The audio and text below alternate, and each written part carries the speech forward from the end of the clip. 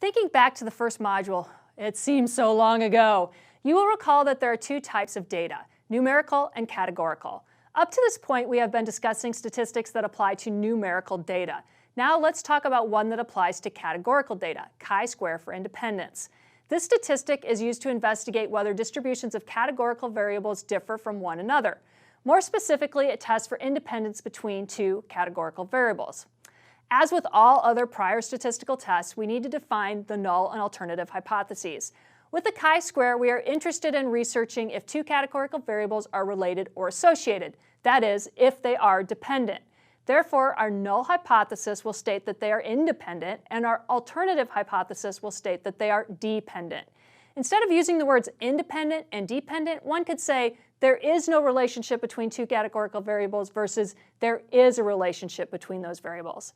Next, of course, we select our alpha level. Once we have gathered our data, we summarize that data in a two-way contingency table.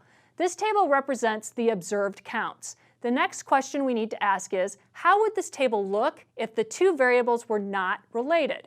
That is, what would we expect to find in our data if the two variables, gender and gaming for example, were independent? We need a table that displays what the counts would be for our sample data if there's no association between the variables. These are expected values. Expected values are calculated by multiplying the marginal row and column totals and dividing by the overall total.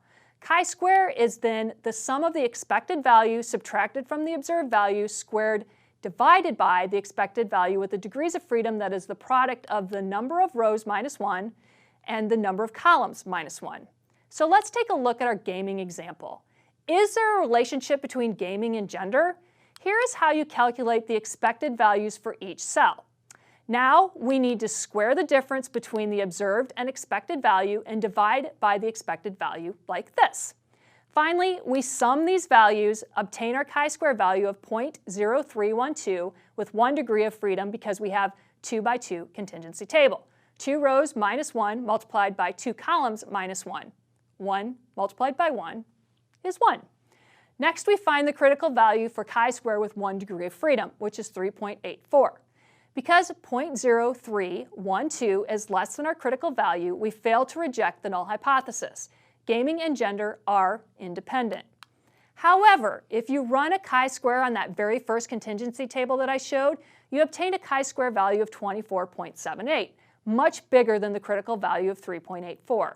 But looking at this table, it should be obvious that there is a relationship between the variables given that there are only 5 observed values in one of the cells, and that is so dramatically different than the values in any other cell. So, your challenge, should you choose to accept it, is to have a little fun and see if there is a relationship between diet and illness in this contingency table.